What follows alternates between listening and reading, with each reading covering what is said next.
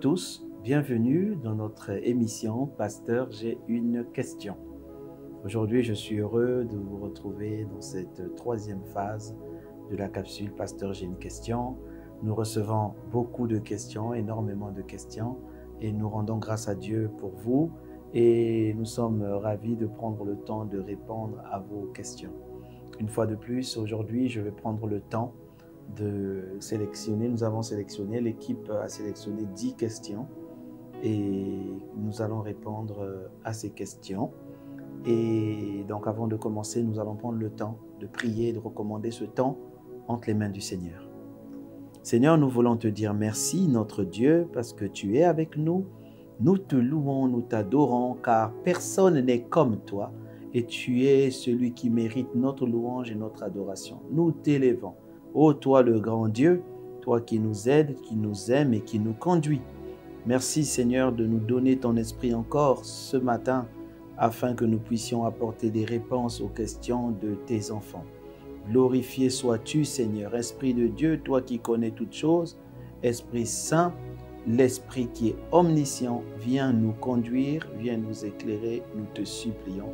Prends la première place, nous avons besoin de toi. Au nom de Jésus, nous avons prié. Amen. Alors, nous allons prendre le temps donc de sélectionner des questions et nous allons répondre à ces questions. Nous bénissons Dieu pour vos vies et nous rendons grâce à Dieu pour l'initiative que vous avez eue de ne pas vous taire, mais de poser des questions afin de mieux comprendre la parole de Dieu. Amen. Alors, nous n'allons pas citer les noms. Nous allons citer le prénom et la lettre majuscule du nom de famille. Vous vous reconnaîtrez si la question vient de vous, parce que nous devons respecter la discrétion de chacun. Les personnes qui envoient ne nous ont pas donné l'autorisation de publier leur nom et nous devons de respecter cela. Alors nous avons sélectionné 10 questions. Je vais commencer donc par la première question sans plus tarder. Les questions qui sont posées nous permettent aussi de nous édifier. Voilà pourquoi il est bien d'écouter les questions qui sont possibles. Si vous avez déjà des réponses, c'est très bien, mettez-le en pratique. Sinon, cela vous permet de répondre peut-être à une question que vous aurez demain ou une question que vous avez eue hier. Je vais donc commencer par la première question qui nous vient de M. Juvet.m. Son nom commence par M. Tout d'abord, je voudrais dire un grand merci pour vos enseignements très édifiants que vous essayez de mettre à notre disposition. Amen, gloire à Dieu. Pasteur, je voudrais avoir plus de détails sur l'appel de Dieu. Par exemple, sur sa manifestation. Est-ce qu'il peut se manifester étape, ou c'est-à-dire un appel à te préparer sans pourtant avoir clairement ta mission et bien après recevoir la mission? Quelles sont les conséquences lorsqu'on l'ignore? Est-ce que quelqu'un peut ne pas répondre à l'appel sans conséquence? Très bonne question concernant donc l'appel. Donc le frère Juvet ou la sœur, je ne sais pas, demande de savoir comment se manifeste l'appel. Bon, ce que j'appelle la manifestation, puisqu'il a dit comment je vais savoir à plus de détails sur l'appel de Dieu. Par exemple, sur sa manifestation. Bon, la manifestation, déjà l'appel, c'est quoi? L'appel, c'est autrement dit ce que Dieu vous a appelé. En vous créant, Dieu a dit que vous accomplirez ceci ou cela. L'appel est très différent, vous devez déjà comprendre. Je vais prendre le cas de Paul. Paul était docteur, Paul était prophète, Paul a été pasteur, à Éphèse il est resté, il a pris soin des âmes, il était évangéliste, il a gagné des âmes. Mais rien de tout ça n'était l'appel de Paul.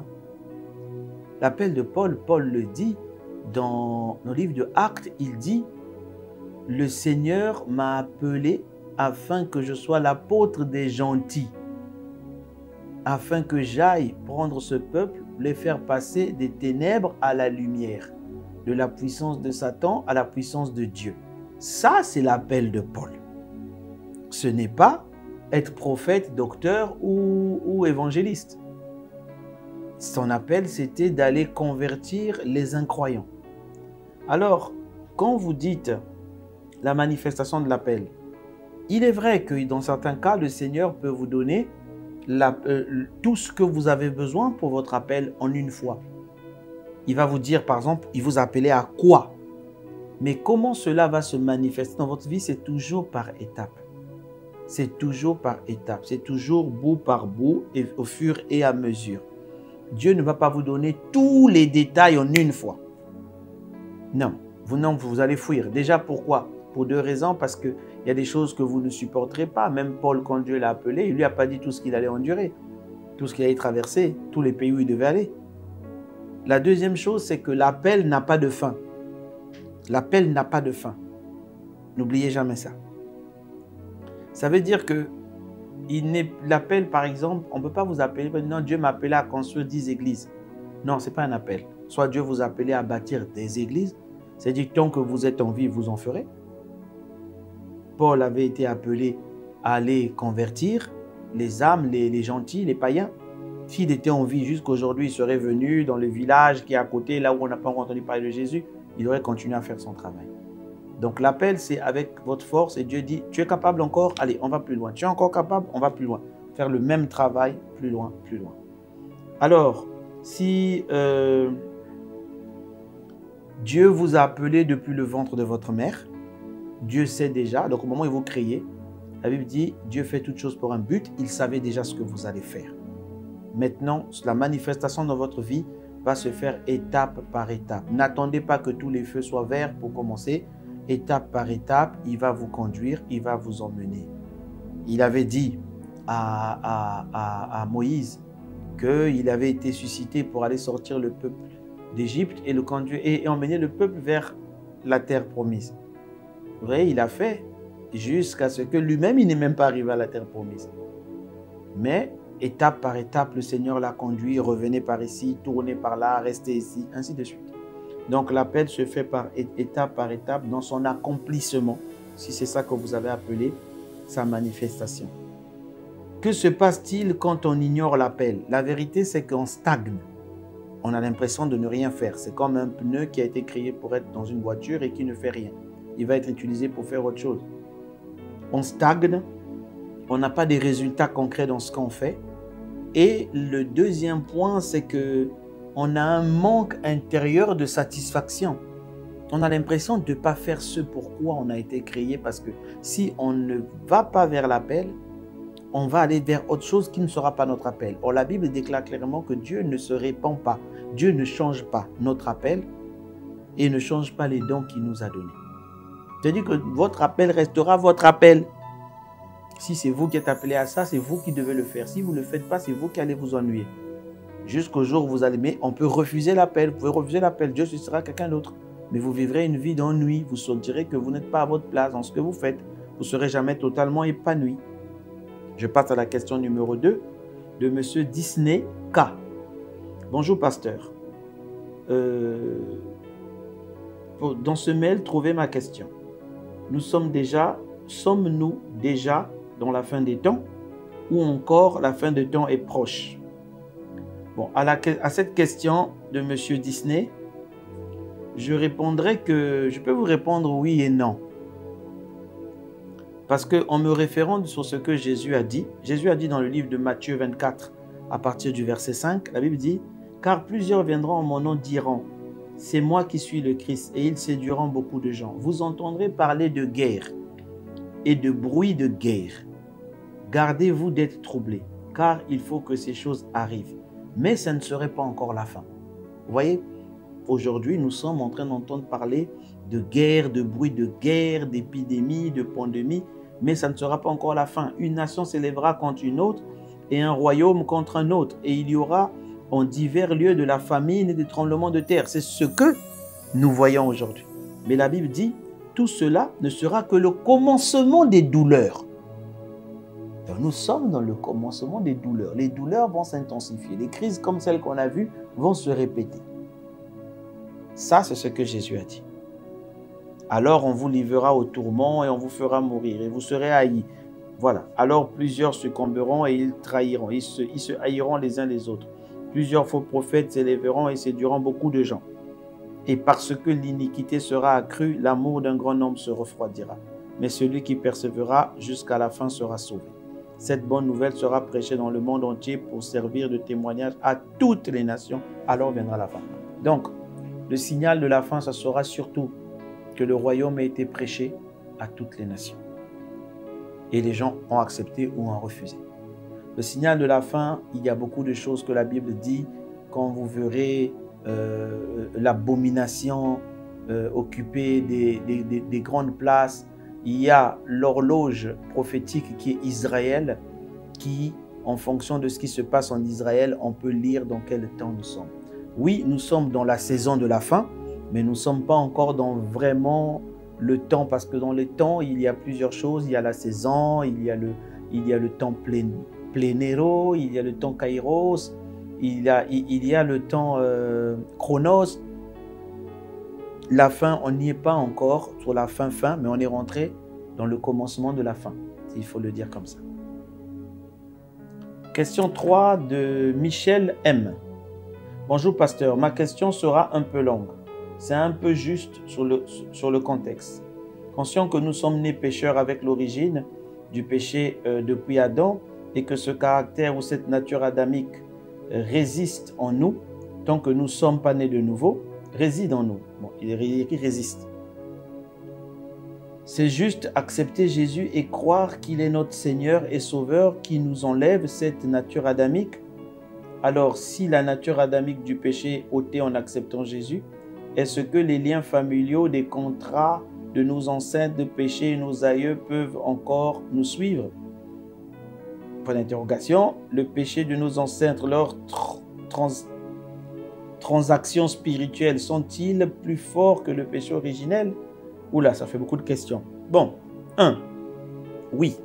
Accepter Jésus arrête ces choses dans vos vies. Vous n'appartenez plus à votre famille ou à votre descendance. Le péché adamique s'arrête. Les choses de famille s'arrêtent. Lorsque vous donnez votre vie à Jésus, la Bible dit vous passez de la puissance de Satan à la puissance de Dieu, du royaume de ténèbres au royaume de lumière. Dans le monde spirituel, vous n'êtes plus sous la puissance de Satan, ni de tout ce qu'il y a comme lien de famille et autres. Cela, normalement, n'a plus d'impact sur vous.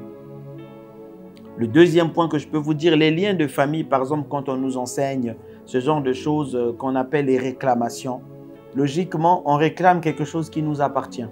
Quand la Bible parle de réclamation des apôtres, la Bible dit, Jésus dit à Pierre, Satan vous a réclamé afin de vous cribler, vous, eux tous les disciples, afin de vous cribler comme le feu du froment. Mais j'ai prié pour toi, afin que quand tu te relèves, tu puisses relever tes frères. Depuis là, Pierre, Jean, Jacques, tous les disciples n'avaient pas encore le Saint-Esprit en eux. Dès que le Saint-Esprit est rentré en eux, on n'a plus jamais lu, même Paul qui tuait les gens, que Satan est venu les réclamer. Jamais. Parce qu'ils appartenaient désormais à Jésus-Christ. On réclame quelque chose qui nous appartient. Cependant, il existe ce qu'on appelle les influences. Les influences, vous savez, le diable sait que votre âme n'est pas née de nouveau. C'est votre esprit qui est né de nouveau et votre corps n'est pas né de nouveau non plus. Donc, les choses que votre corps aimait, ils vont toujours continuer à les aimer, même quand vous êtes né de nouveau. Il faut la restauration de l'âme afin de perdre ses habitudes. Alors, ce que fait le diable, c'est qu'il vous attaque souvent dans les choses où il vous avait avant. Les péchés qu'il vous avait avant. Et le diable, son but, c'est de vous faire croire que vous n'êtes pas sorti de ces liens de famille. Donc, il va multiplier les attaques dans ce sens-là pour vous faire croire que voilà, tu pries, mais ça ne marche pas, tu es toujours avec moi. À partir du moment où vous acceptez ça, c'est comme si vous voulez vous-même revenir, quoi. C'est à ce moment que vous devez déclarer, décréter la parole, déclarer que ces choses n'ont plus d'effet sur vous parce que vous êtes né de nouveau. Vous allez déclarer ce que la Bible dit. J'ai cru, voilà pourquoi j'ai parlé. Si vous croyez que vous n'êtes plus sous l'influence des choses de famille, vous n'êtes plus sous l'influence des influences ancestrales et autres, que vous êtes rentré, donnez votre vie à Jésus-Christ, déclarez-le, dites-le et vous le verrez s'accomplir. Parce que cela a été fait. Vous êtes comme quelqu'un qui a reçu un document de libération de prison, mais dont les geôliers de la prison ne veulent pas le laisser sortir. Alors, il doit se battre avec son document et le dire afin que sa libération soit actée. Amen. Voilà, c'est un peu ce que je peux dire concernant ces réclamations, ces choses-là. Oui, ce sont des influences qui restent. Ils essaient de vous influencer, mais vous ne les appartenez plus. Vous appartenez à Christ. Alors déclarez et demandez au Saint-Esprit de vous aider. La question numéro 4, c'est la sœur Marlène A. Marlène.A. Bonsoir, pasteur, j'ai une question. Comment arriver à être une femme sage et vertueuse quand son mari n'est pas né de nouveau, malgré sa foi, et que sa bouche profère des méchancetés et des reproches tout le temps, sans parler des calomnies qu'il a envers les autres? Bon, ce que je vais vous dire, c'est que si vous avez un mari comme ça, c'est le moment de vraiment témoigner la nature de Christ. Vous devez être cette femme vertueuse que la Bible parle dans le livre de Proverbes. Je crois que c'est dans le livre de Proverbes 31 qu'on nous parle de la femme vertueuse. Vous voyez, ce verset qui est souvent beaucoup enseigné dans les conférences des femmes et autres, commence par un trait qui est très très important. Proverbe 31, verset 10. Vous voyez, la Bible dit, qui peut trouver une femme vertueuse? Elle a bien plus de valeur que les perles. Le cœur de son mari a confiance en elle. Vous voyez, avant de parler du cœur du mari, il dit, elle a bien plus de valeur que les perles. Elle a de la valeur pour qui? Pour Dieu. Donc, vous êtes d'abord une femme vertueuse aux yeux de Dieu. Vous avez de la valeur pour Dieu. Vous êtes à son image, vous êtes son image aujourd'hui. Quand vous avez un mari comme ça veut dire que peut-être que Dieu va passer par vous, et même pas peut-être, certainement que Dieu va passer par vous pour sauver votre mari. Alors, comment cela doit se faire? Vous devez d'abord prier pour vous, pour que Dieu vous donne la patience de supporter toutes ces choses. Vous devez prier pour lui, afin que Dieu le transforme. Vous devez demander au Saint-Esprit de vous aider à manifester plus d'amour de Christ, plus le caractère de cette femme vertueuse du Proverbe 31. Prendre soin de son mari. Il faut qu'il voie vraiment en vous Christ.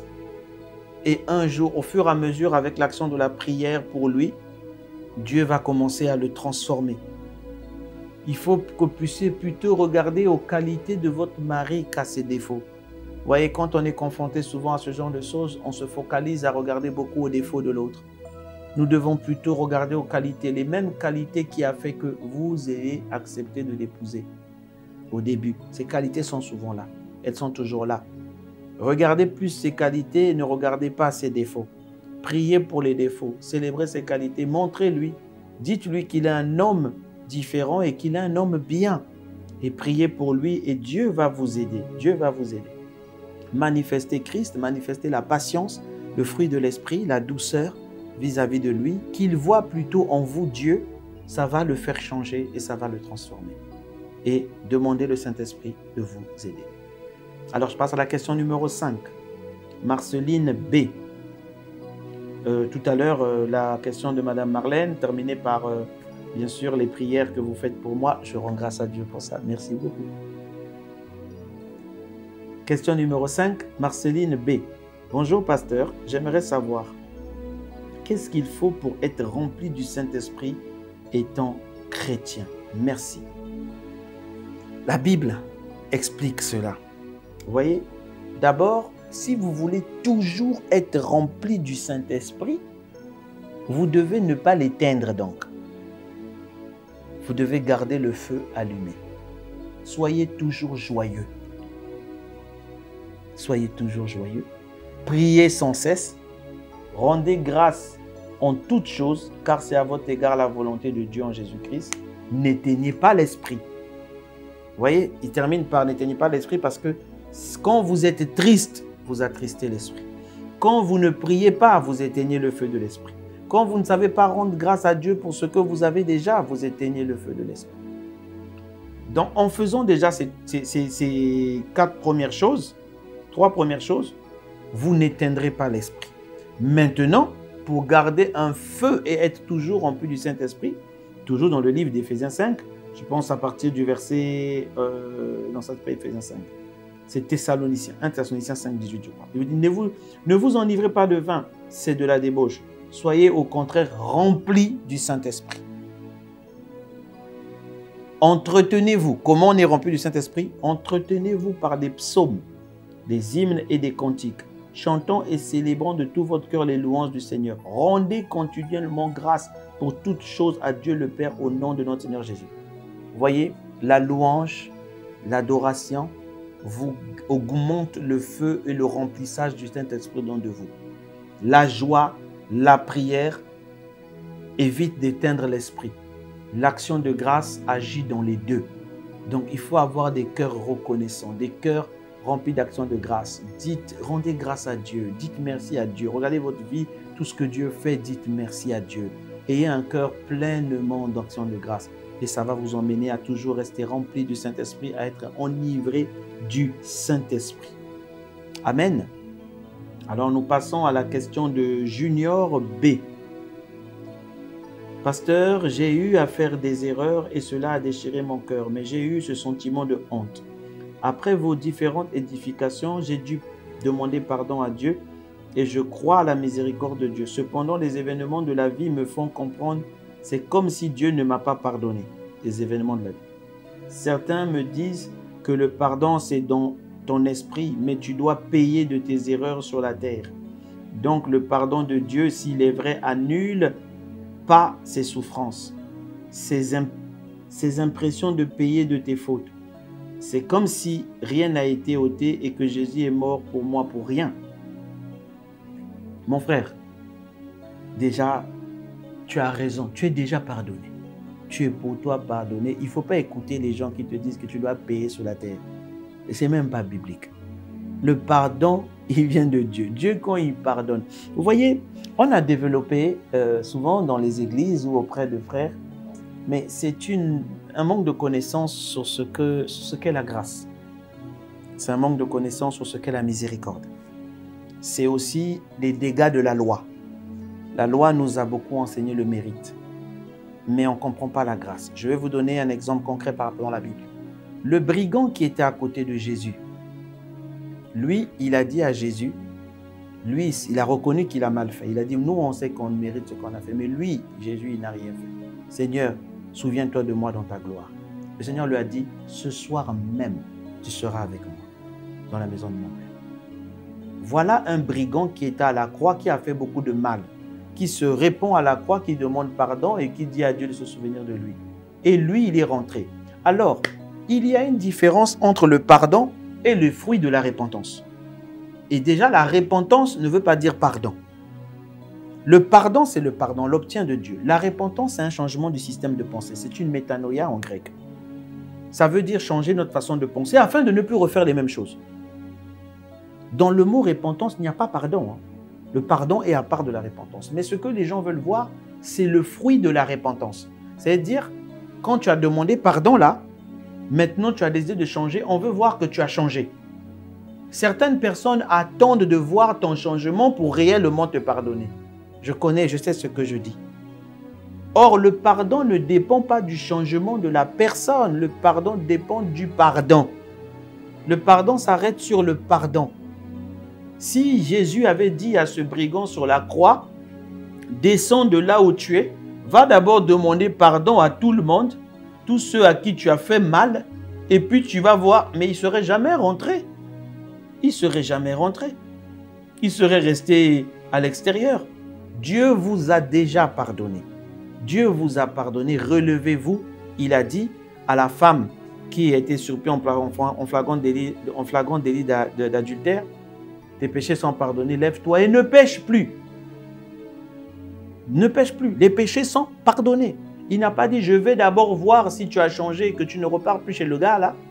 Non, non, non, non, non. Il lui a dit, tes péchés sont pardonnés. Le malade qu'on a fait rentrer sur le toit, la Bible dit qu'il est venu, il était malade. On l'a fait rentrer avec son lit devant Jésus-Christ sur le corps. Jésus dit, afin que vous puissiez voir que le pouvoir, Dieu a donné l'autorité au Fils de l'homme. Il dit au malade, lève-toi, prends ton lit et marche, les péchés te sont pardonnés. Donc, s'il y avait encore des péchés, le gars devait rester malade. Mais, comme les péchés n'étaient plus là, le pardon était là, définitivement, le gars était totalement guéri. Parce que dans son cas, c'était ses péchés qui avaient ramené la maladie. Tes péchés te sont pardonnés, lève-toi, prends ton lit et marche. Donc, vous devez être conscient que Dieu vous a pardonné. Acceptez le pardon de Dieu. Souvent, les hommes sont plus durs que Dieu. Les hommes sont plus durs que Dieu. Dieu t'a déjà pardonné, mon frère.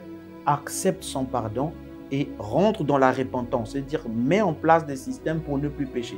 Il n'y a plus de conséquences pour ceux qui... Romains 8.1 dit quoi? Il n'y a plus de condamnation pour ceux qui ont en Jésus-Christ. Ça veut dire que les condamnations là, elles sont effacées. Il peut y avoir des conséquences sur la terre à cause de nos actes et de nos fautes. Mais ce n'est pas parce qu'on n'a pas été pardonné. Je prends un exemple. Vous avez fait des conneries. Et dans ces conneries-là, vous êtes tombé malade. Vous demandez pardon à Dieu, mais Dieu vous a pardonné. Mais la maladie peut demeurer là, parce que c'est une conséquence. C'est comme une cicatrice. Ce n'est pas parce que vous avez fait une erreur avec votre couteau que vous êtes blessé. La plaie est guérie, mais la cicatrice va demeurer. Donc, il y a des conséquences qui sont dues au fait que, voilà, on a fait mal et que ça est là, mais ça va passer par la grâce de Dieu. Et il y a le pardon. Mais le pardon, vous l'avez déjà. Dieu vous a déjà pardonné. Quand il va vous voir, vous allez parler de ça, vous allez revenir devant lui, Seigneur, Seigneur. Il te dit, mais je ne sais pas de quoi tu parles, je t'ai déjà pardonné. Parce que le pardon, c'est le paradonare, qui veut dire je vous donne le droit, je te donne mon droit d'être frustré. Quand on pêche, on fait mal à Dieu, on frustre Dieu. Quand Dieu pardonne, il te donne son droit d'être frustré. Donc, c'est-à-dire qu'il n'a plus le droit de te dire encore que ça, ceci, cela, tu as fait ça. Il faut bien comprendre certaines choses. Donc, votre démarche à vous est la bonne. Dieu vous a pardonné. Il a effacé vos péchés par le sang de Jésus-Christ. Levez-vous et avancez. Des conséquences, ce sont peut-être des conséquences, certes, mais ça va passer. Le plus important, c'est que vous êtes pardonné et vous avancez.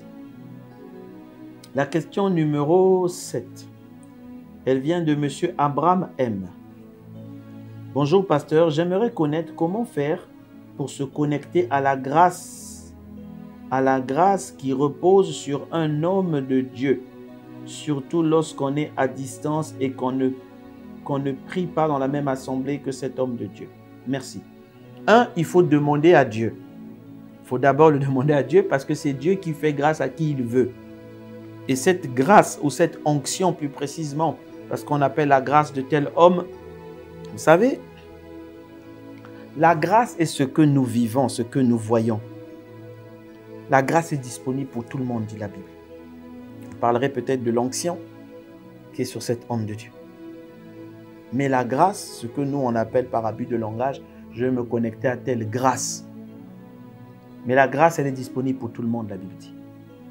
Maintenant, si vous voulez vous connecter à l'onction de cet homme de Dieu, autrement dit, à ce que l'Esprit fait avec cet homme de Dieu, à ce moment, demandez-le déjà à Dieu, demandez au Saint-Esprit, écoutez beaucoup cet homme de Dieu, lisez les livres qu'il a écrits, lisez sa biographie, intéressez-vous à sa vie, regardez le chemin qu'il a emprunté.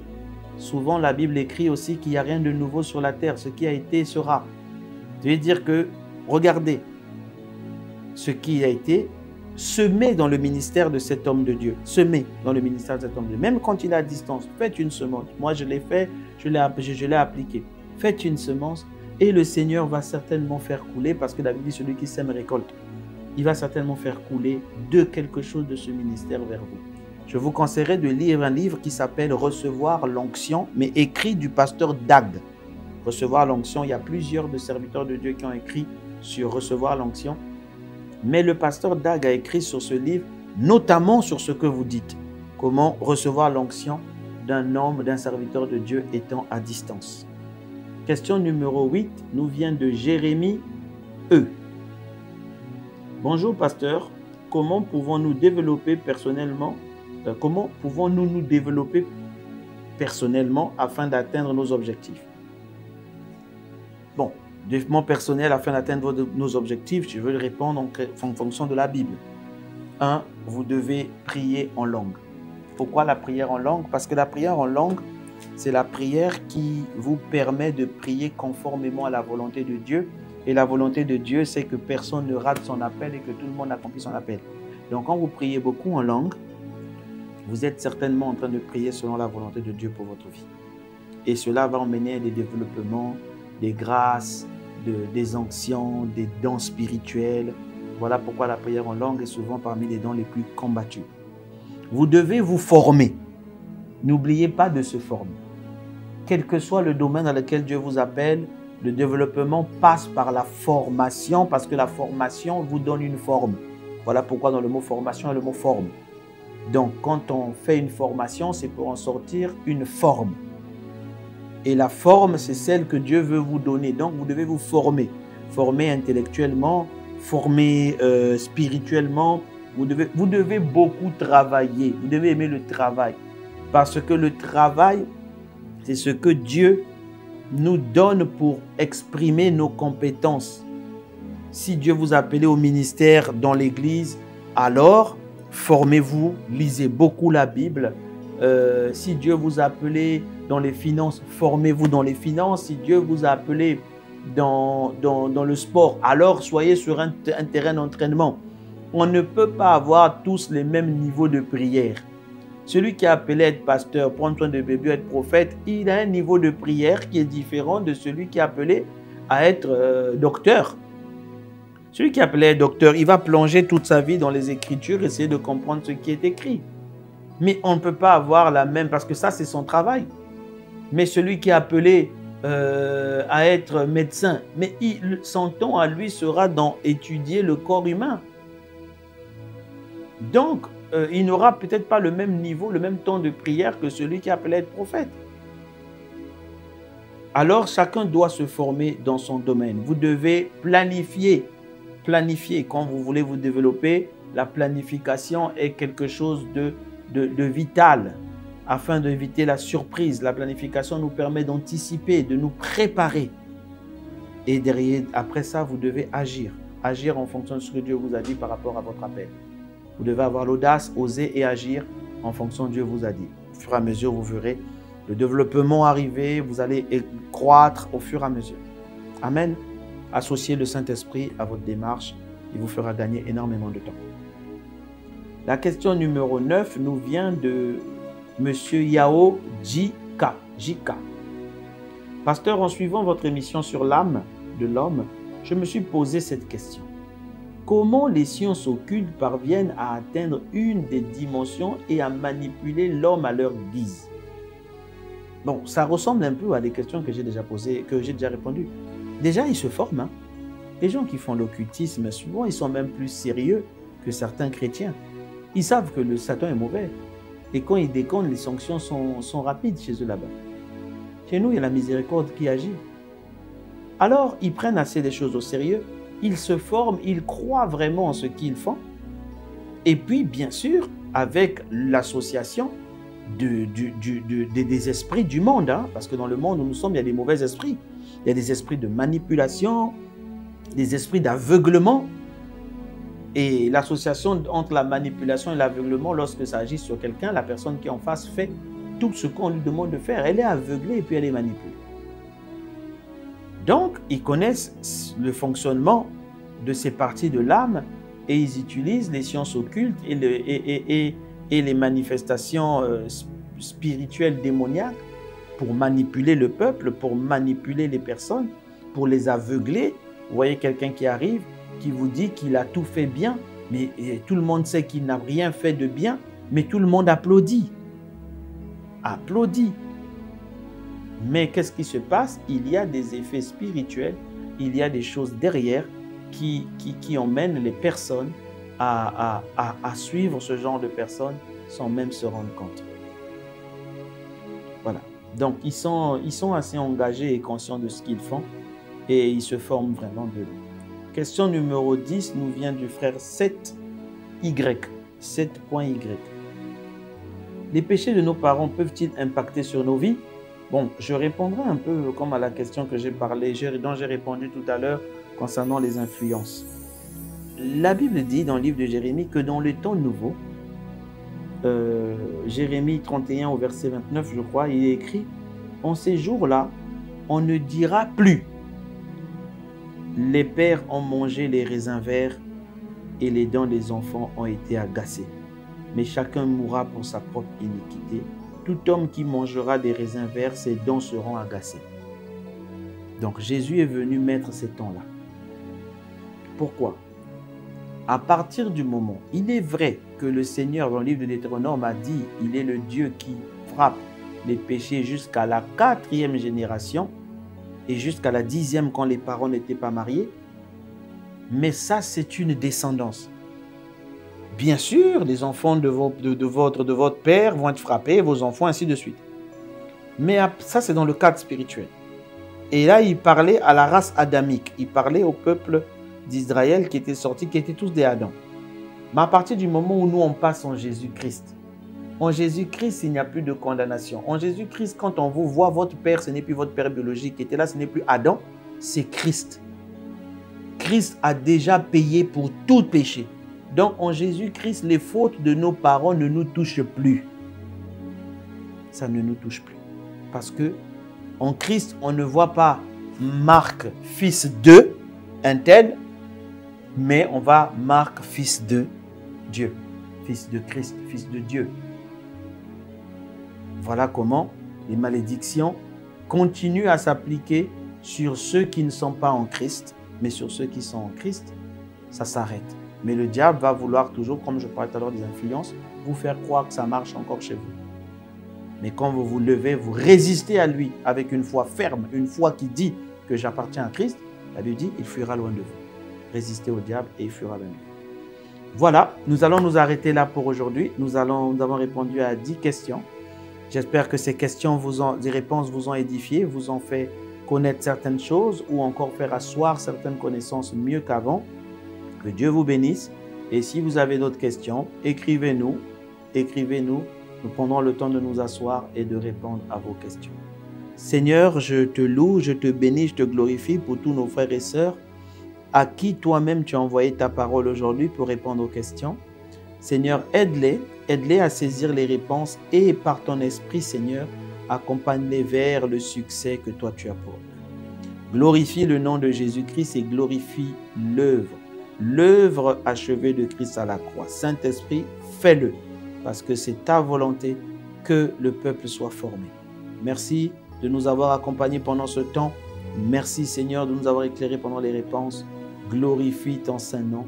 Nous te disons merci. À Jésus-Christ seul soit toute la gloire et l'honneur.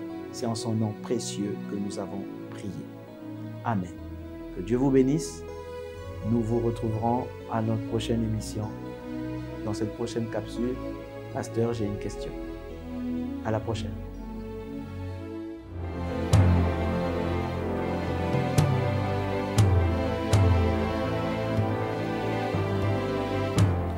Ô Seigneur Dieu, je crois en ton Fils Jésus-Christ. Je crois qu'il est mort pour moi et que Dieu l'a ressuscité d'entre les morts. Je confesse de ma bouche que Jésus-Christ est le Seigneur de ma vie. Dès maintenant et pour toujours. Je donne ma vie à Jésus-Christ dès aujourd'hui et j'ouvre mon cœur par la foi et reçois le salut.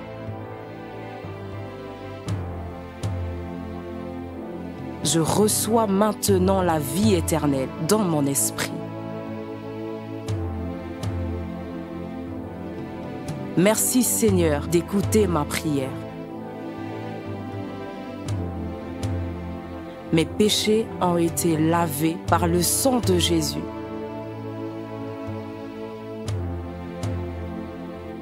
Christ vit maintenant en moi. Et je suis libre. Je suis sauvé. Je suis né de nouveau. Et dès aujourd'hui, je marche en ayant conscience de ma nouvelle vie en Jésus-Christ. Amen.